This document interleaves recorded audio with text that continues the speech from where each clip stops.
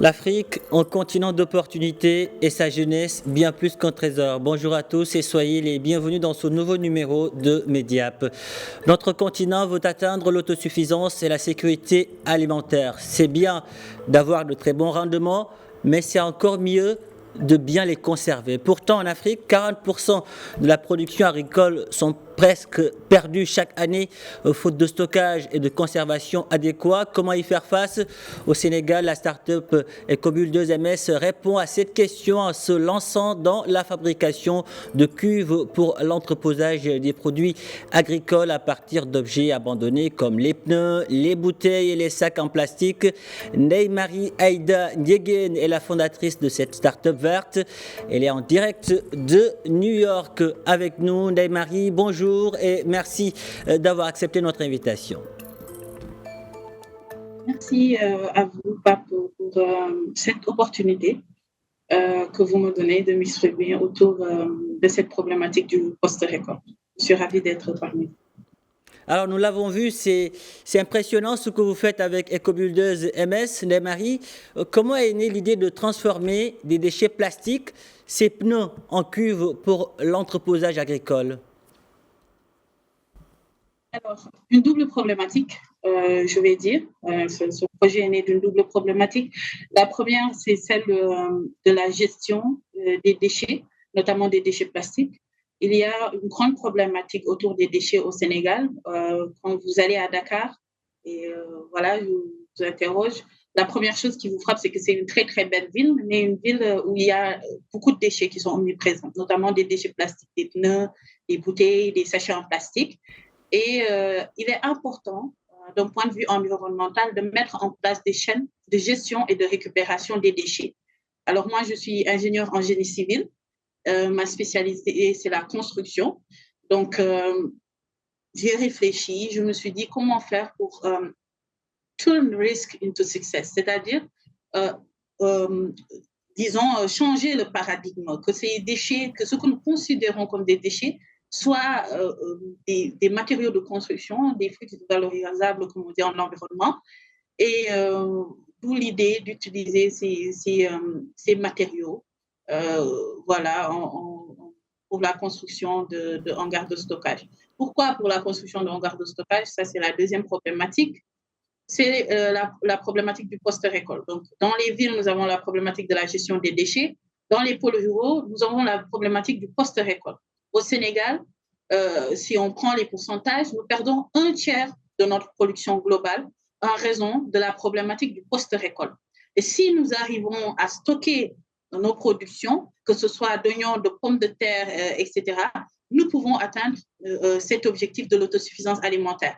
Donc, en tant qu'ingénieur, nous sommes tenus d'apporter des solutions aux problématiques qui sont autour de nous. Et voilà, c'est d'où l'idée de recycler ces déchets en matériaux de construction et en construisant des hangars de stockage pour les producteurs. En d'autres termes, d'une pierre, vous avez fait deux coups. Merci.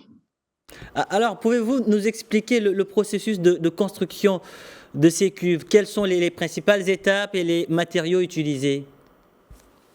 Alors, les principales étapes, je vais commencer d'abord par la récupération des déchets plastiques, notamment dans les pôles urbains comme Dakar. Nous avons travaillé avec l'association des récupérateurs et recycleurs de la décharge de Mobus, qui nous ont fourni une certaine quantité de matériaux plastiques, que ce soit les pneus, les bouteilles, les sachets en plastique. Nous avons aussi travaillé avec les vulcanisateurs, les mécaniciens, qui généralement ont des pneus autour de leur lieu de travail et qui ne savent pas quoi en faire. Donc, notre première étape, ça a été la récupération de ce qui est considéré comme des déchets. Ensuite, nous avons acheminé ces matériaux dans les zones rurales. Nous nous sommes rendus compte aussi que dans les zones rurales, il y avait possibilité aussi de mettre en place des chaînes de collecte, mais ça a été au fil du temps avec les autres hangars que nous avons construits parce que nous en avons plusieurs selon les zones rurales au Sénégal. Ensuite, il y a l'étape de construction, bien sûr, la prise de contact avec les populations qui ont vraiment intégré le projet, puisque cette problématique, c'est une problématique réelle dans la zone rurale. Je pense que l'actualité même du Sénégal en matière agricole le démontre. les producteurs sont concernés voilà, par cette problématique-là. Il y a un réel cri du cœur. Première étape de construction, donc fondation, comme tout bâtiment, que nous faisons avec des pneus.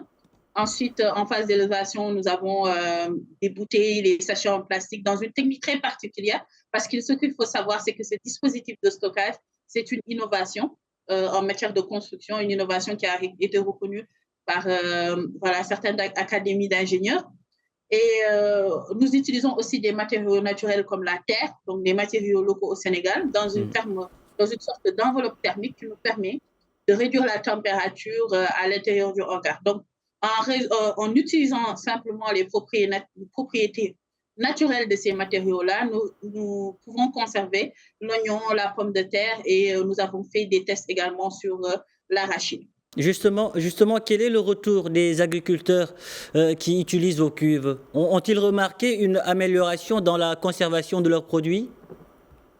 Effectivement, donc on a un retour très positif des agriculteurs et ce que j'aimerais dire, c'est que les agriculteurs sont très réceptifs paradoxalement à l'innovation.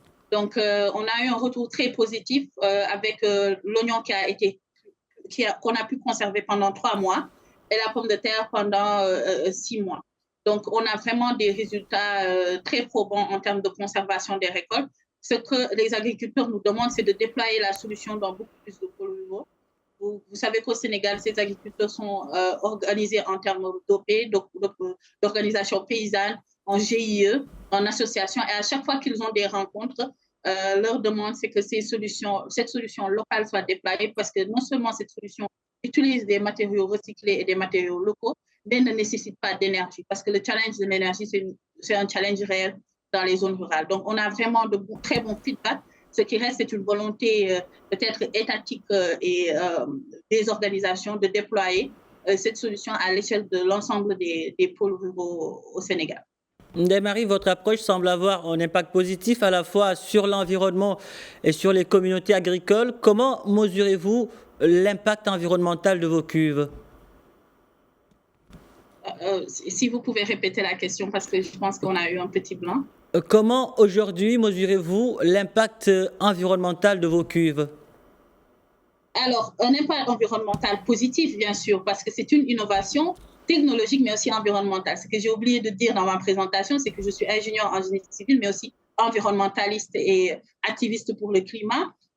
J'ai une mission, entre guillemets, qui m'a été donnée par l'Organisation des Nations Unies, celle de promouvoir, disons, une gestion de l'environnement responsable, une gestion et une récupération des déchets, de montrer que nous pouvons, disons, protéger notre environnement tout en résolvant des problématiques réelles. Donc, c'est une solution qui nous a permis de recycler énormément de pneus, de bouteilles, de sachets en plastique. Ce sont des matériaux non biodégradables. Cela veut dire qu'ils peuvent prendre plus de 1000 ans à se dégrader dans la nature. Donc, laisser ces déchets, en fait, en l'air libre dans les villes, c'est un véritable désastre environnemental. Et pouvoir les réutiliser dans les pôles ruraux pour résoudre cette problématique du post-récolte, je pense que c'est une solution environnementale majeure pour le Sénégal. Alors, en tant que participante à plusieurs COP, quelles sont les principales leçons que vous avez tirées de ces expériences internationales et comment cela influence-t-il votre approche entrepreneuriale aujourd'hui? Alors, cette expérience internationale m'a prouvé que ce que nous faisons au Sénégal a un impact dans le monde. Nous ne sommes pas les seuls à être confrontés à la problématique du post-récolte, puisque même l'Organisation internationale pour l'alimentation, la FAO, dans ses rapports, parle de la problématique du post-récolte. Donc, en travaillant à l'international, en voyageant, je me suis rendu compte que c'est une problématique non seulement au Sénégal, mais c'est une problématique internationale et que cette solution peut être déployée un peu partout. Mais ce qui est important aussi de souligner, c'est que nos efforts au niveau du Sénégal peuvent être repris, peuvent être impactants un peu partout dans le monde, que cette lutte que nous faisons en utilisant ces déchets plastiques, parce que c'est une technologie qui est une technologie de lutte contre les changements climatiques, eh bien, ça a un écho à l'international. D'ailleurs, cette solution-là, c'est une solution qui fait partie des solutions qui ont été reconnues et promues par l'Organisation des Nations Unies et comme solution de lutte contre les changements climatiques. Et je pense que cette expérience à l'international m'a permis voilà, de comprendre que ce que nous faisons a un impact et que cet impact-là va au-delà de notre pays et que voilà, avoir cette reconnaissance aussi me prouve que nous pouvons aller plus loin, nous pouvons résoudre la problématique de l'autosuffisance alimentaire parce que tous nos gouvernements parlent de cette autosuffisance alimentaire-là, ils parlent de production, de produire plus, mais pour moi, il ne faut pas produire plus, il faut d'abord stocker et conserver ce que nous produisons. C'est la première étape. Ndeye-Marie, merci pour toutes ces précisions. Merci d'avoir répondu à nos questions. Le Sénégal est fier de vous, l'Afrique aussi. Merci. Merci à vous et merci pour cette invitation et cette occasion que vous me donnez de parler de notre solution en tant que jeune Africain, jeune entrepreneur. C'est toujours un plaisir d'avoir l'opportunité d'échanger et de parler de ce que nous faisons en Afrique. Et nous espérons que nos gouvernements écouteront notre jeunesse parce que nous sommes, je pense, la solution. Vous êtes la solution et vous nous le démontrez, Ndeye-Marie. Merci. Voilà qui referme ce numéro de Mediap. Merci de l'avoir suivi où que vous soyez. Prenez soin de vous et allez jusqu'au bout de vos rêves. N'abandonnez jamais.